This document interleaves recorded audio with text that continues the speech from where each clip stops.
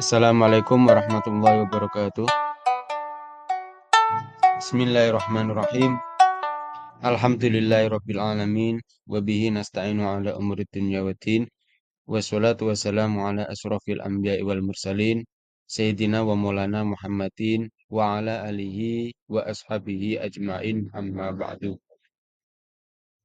Anak-anakku semuanya, untuk pembelajaran kali ini kita akan belajar mengenai bab wudhu ya. Kemarin kita sudah belajar mengenai toharoh. Sekarang dilanjut bab wudhu menurut kitab Mabadi'ul Fiqhiyah.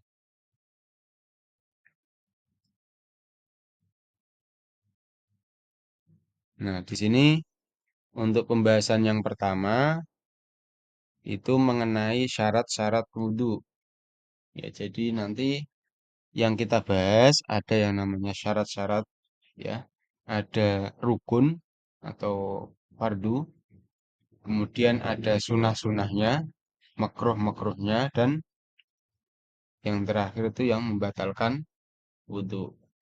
Nah, di sini perlu diketahui bahwasanya syarat ya, syarat, rukun, wajib, sunnah itu beda ya, beda-beda. Jadi eh, kalau syarat ini yang akan kita bahas pertama itu mengenai ya sesuatu yang harus dipenuhi ya, sesuatu yang harus dipenuhi sebelum melakukan suatu pekerjaan. Itu namanya syarat, syarat sah ya. Sebelum melakukan sholat, misalkan, itu syarat sahnya itu apa aja yang harus dipenuhi sebelum melakukan sholat.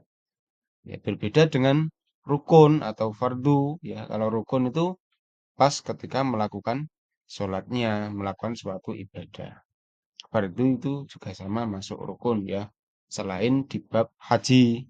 Kalau bab haji itu rukun sama fardu atau rukun sama wajib itu dibedakan ya. Kalau rukun sekali ditinggal, hajinya nggak sah. Tapi kalau wajib, walaupun ditinggal, hajinya tetap sah. Cuma wajib membayar dam. Itu dalam hal ibadah haji. Nah, untuk yang lain selain haji itu beda-beda. Nah, sama ya, disamakan. Fardu dan wajib ataupun rukun itu disamakan. Nah, sekarang ya kembali ke syarat-syarat sahnya wudhu. Itu yang pertama adalah orang yang berwudhu harus beragama Islam. Nah, ini maka bagi orang non-Muslim, ya, jika dia melakukan wudhu, maka wudhunya nggak sah karena syaratnya harus Islam. Termasuk sembahyang kok, sembahyang gereja ya pakai wudhu wudhu dhisik ya gak pas lah, gitu. Gak pas. Wudhu itu untuk sholat. Ya itu nggak sah ya, pokoknya nggak sah bagi non-Islam. Nomor dua, orang yang berwudhu minimal sudah tamyiz ya. Ini mutawadhi, orang yang berwudhu harus tamyiz. Tamyiz itu yang mendekati balik. Jadi anak ya, anak yang umur kira-kira 7, 8, 9 itu tamyiz ya, karena sudah nalar ya. Sudah mau menginjak balik. Itu namanya tamyiz. Ya, kalau di bawah 5 tahun, 6 tahun ke bawah ya belum tamyiz karena belum bisa nalar. Wudhunya nggak sah, belum sah.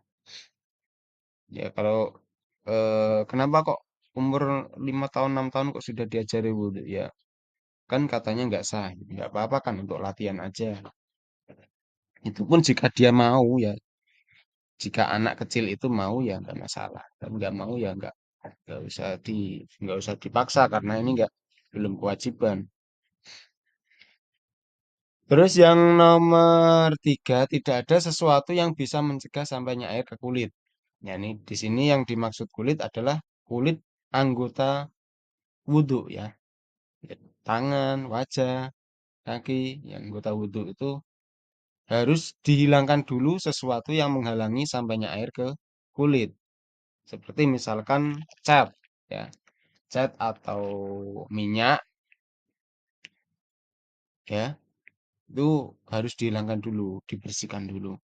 Atau mungkin itu kukunya panjang, ya kukunya panjang yang kotorannya banyak, nggak pernah dipotong kukunya. Ya ini kalau misalkan mengganggu sampainya air ke kulit, ya lebih baik dibersihkan. Dibersihkan dulu kukunya. Gak usah lah ngingu kuku nggak apa. Nggih. Malah repot kalau wudhu menjadi sarang kotoran ya, sarang bakteri. Nomor 4, tidak meyakini suatu fardu adalah sunnah ya. Fardu ya fardu, sunnah ya sunnah ya. Mending menganggap sunnah dianggap fardu daripada fardu dianggap sunnah. Nah, ini pentingnya ilmu. Misalkan jika menganggap membasuh kedua tangan ini sunnah ya nggak sah kan intinya. Berbeda dengan menganggap mengusap kedua telinga dianggap wajib, padahal di situ sunnah. Ya, ini nggak masalah gitu. Ini yang syarat-syarat sahnya wudhu. Udah paham ya? Kemudian saya lanjut yang sunnah-sunnah wudhu. Sunnah-sunnah wudhu itu sebenarnya banyak sekali ya di dalam kitab ini, kitab Mabadiul Fiqh ini juga beliau ya Syekh Umar itu menjelaskan bahwasanya sunah-sunahnya wudhu itu kasiratun banyak. Tapi di sini cuma disebutkan sebagian ya. Maka saya pakai kata-kata minha ya sebagian di antaranya nomor satu membaca bismillah ya. Ini ya nggak hanya wudhu saja, semua semua perbuatan yang baik itu kesunatan membaca bismillah. Nomor dua, mencuci tangan sebelum memasukkan ke dalam wadah. Ya, ini jika misalkan tempat wudhunya berupa wadah, bukan berupa panturan ya. Ini kesunatan tangannya dicuci dulu. Jangan langsung dimasukkan.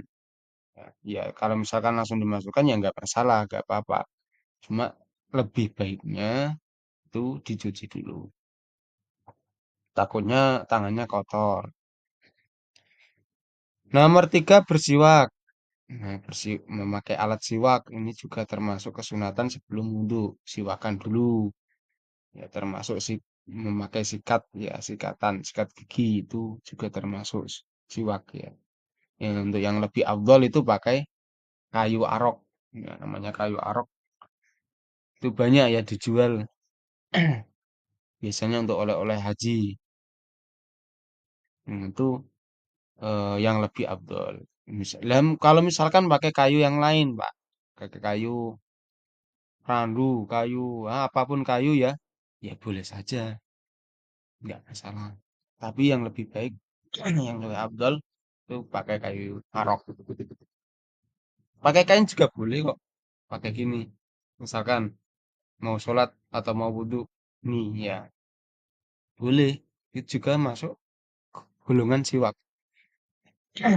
Semua barang yang bisa menyerap air itu boleh untuk siwak. Ya, kalau nggak bisa menyerap air ya nggak bisa. Pakai besi, nggak bisa. Pakai apa nih? Plastik ya nggak bisa, kan nggak bisa menyerap. Yang nomor 4 berkumur, ya kemu ya berkumur ini juga termasuk sunatan. Jadi nggak kalau nggak dilakukan ya nggak masalah, nggak apa-apa. Misalkan wudhu di laut ya, ini kalau berkumur kan nanti kasinen, ya, nggak usah kumur, nggak apa-apa, boleh.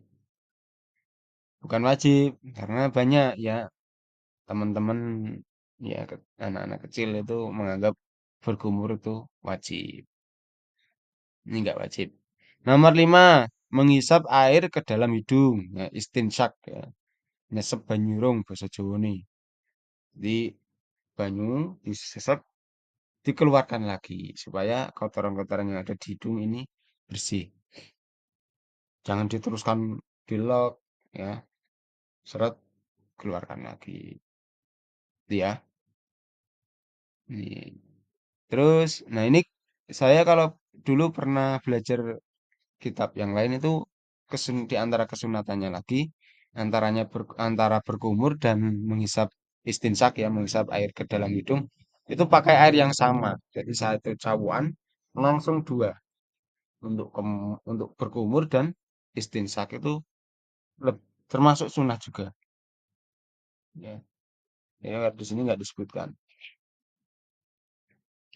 Nomor 6 mengusap semua kepala.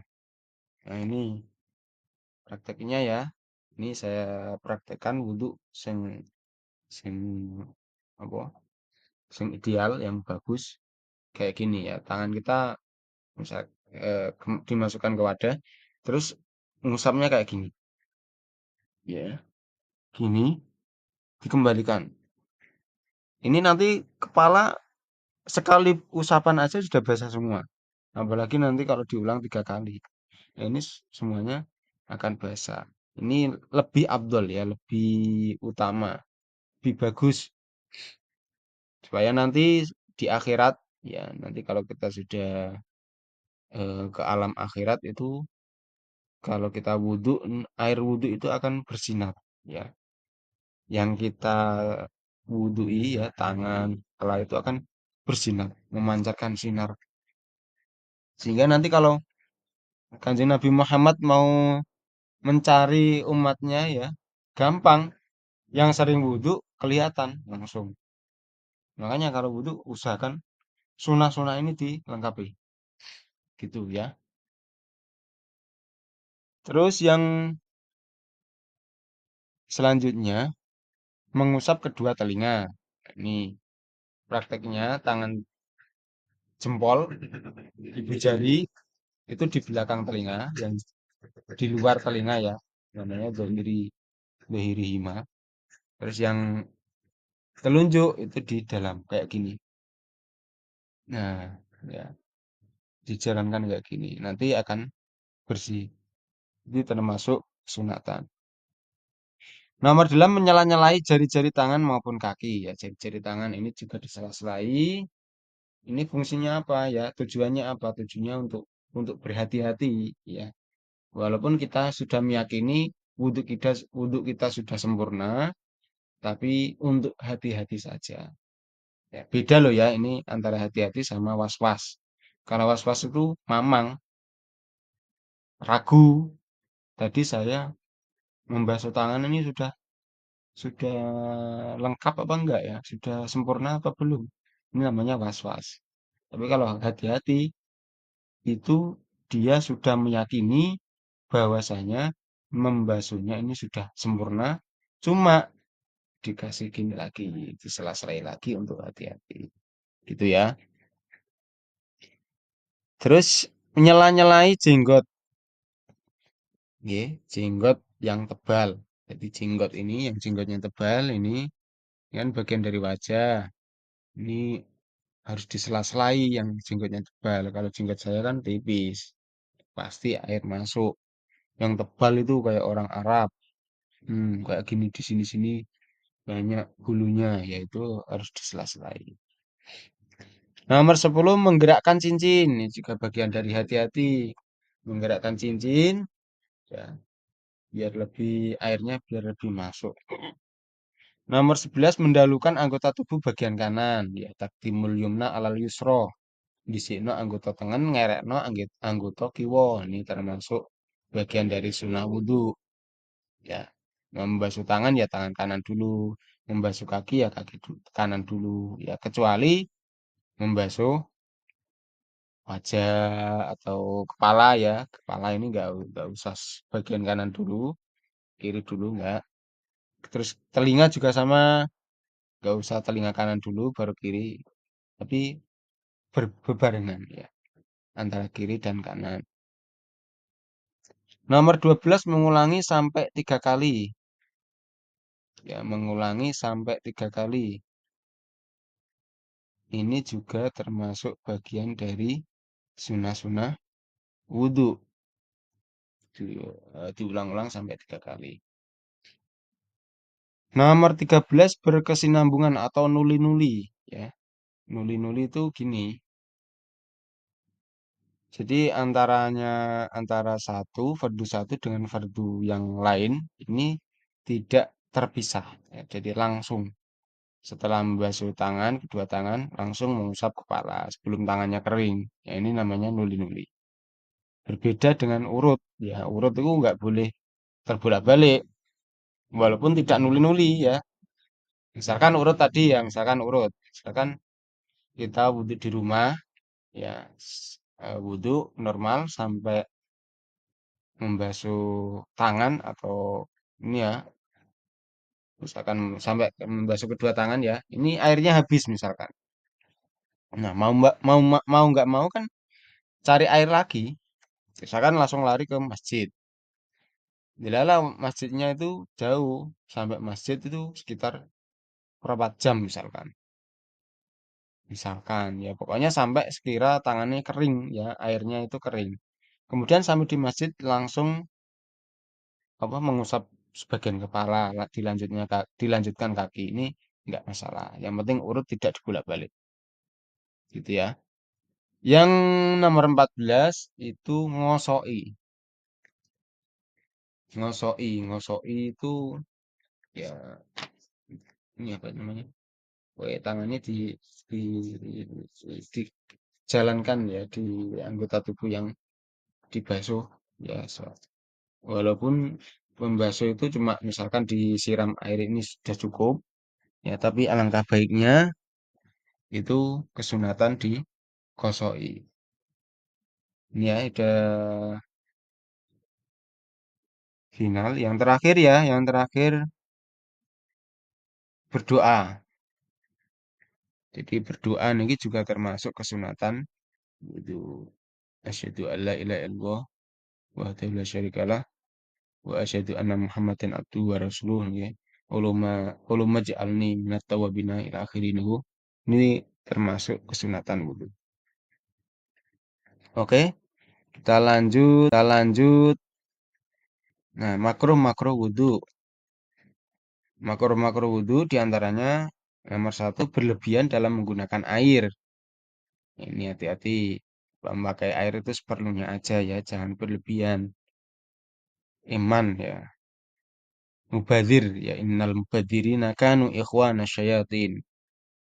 Innahu la yuhibbul musrifin. Nah, itu. Allah itu tidak menyukai hamba-hambanya yang berlebihan.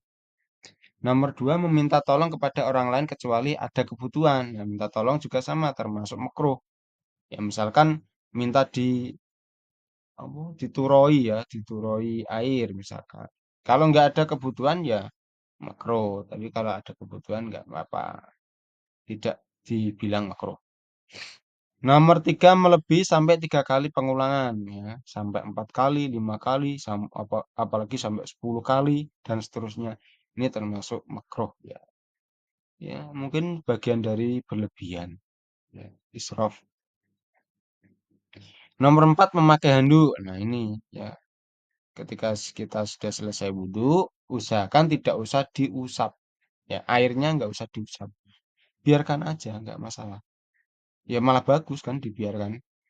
Karena nanti menjadi saksi di akhirat. Bahwa si A, si B ini pernah wudhu. Jangan dianduk kalau bisa. Terus, nah ini yang pembahasan yang terakhir ya tentang perkara yang membatalkan wudhu. Ada 4 ya di sini di dalam kitab ini. Nomor satu, setiap sesuatu yang keluar dari kubul dan dubur. Apapun itu ya, baik berupa angin, berupa barang, benda benda keras, benda lunak, semuanya. Berupa angin ya kentut itu. Benda lunak yaitu rausun ya. Benda keras misalkan batu, kerikil ya atau permata atau mungkin itu ya biasanya yang anak kecil itu logam, logam uang, uang logam ketelan ya kemudian keluar ya ketika buang air besar ini juga termasuk hadas ya. Ini sesuatu yang membatalkan wudhu. Bahasanya itu hadas, hadas kecil. Nomor dua, hilangnya akal. Bisukrin, au imarodin, au igmain, au jununin, ya, au naumin. Ya. Maksudnya yang hilang akal kan bisa karena mabuk, bisa karena sakit, pingsan ya, bisa karena gila, bisa karena ayan ya. Ayan itu step ya, ayan. Atau mungkin karena tidur ya, tidur juga hilangnya akal. Orang tidur itu pasti akalnya hilang. Makanya kalau eh, apa orang bangun tidur disuruh berdoa, Alhamdulilladzi ahyana ba'dama amatana wa ilaihin nusyur ya. Dianggap tidur itu mati ya karena akalnya hilang. Ya mati, latihan mati lah ya gitu kira-kira. Jadi tidur juga bisa membatalkan wudhu. Kecuali tidur yang memakin makadahu, yang menetepi pelungguan. Misalkan sila, duduk sila. Eh, Misalkan seperti itu ya. Contohnya kayak ini cowok-cowok yang itu apa jenis Jumatan ya, Jumatan. Biasanya kan ketika khotib naik ke mimbar kan hawanya ya, auranya itu membuat ngantuk. Ini cowok-cowok ya. Misalkan ngantuk, ngantuk terus tidur.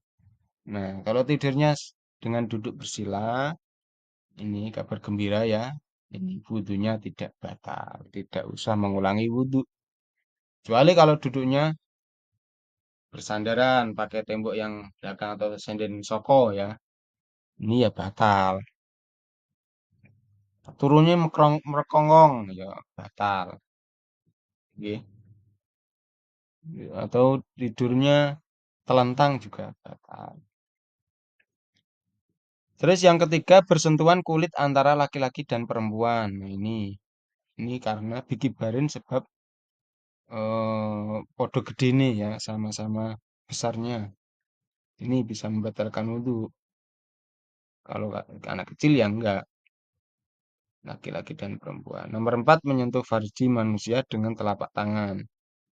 Ini ya, umumnya ya kubul dan dubur ya, semuanya. Kalau disentuh pakai telapak tangan ini bisa membatalkan wudhu. Nah, ini perlu saya jelaskan, yang dimaksud telapak tangan itu yang mana? Nah, ini ketika kedua tangan kita ya kita gabungkan kayak gini, ini yang kelihatan namanya bukan telapak tangan, tapi yang tidak kelihatan mata ini namanya telapak tangan. Berarti kalau di dalamnya ini namanya dohirihima, dohirnya kedua telapak tangan. Batin ya, batinihima ya, dalamnya telapak tangan. Yang ini namanya dohirihima, ya, punggungnya telapak tangan. Dohirihima. Nih, yang membatalkan. Untuk ini sudah selesai ya, kira-kira sudah paham apa belum? Nah, kalau sudah paham, kita langsung lanjut latihan. Ya, ini latihan. Latihan tugasnya nggak usah banyak-banyak, cuma 3 soal. Yang pertama, kam surutul wudhu. Ya, ada berapa syarat-syaratnya wudhu? Nah, syaratnya wudhu ada berapa? Tapi ini dijelaskan ya. Sebutkan misalkan 10 apa aja. Yang kedua, kam furudul wudhu, fardu-fardunya wudhu ada berapa? Ini disebutkan semuanya.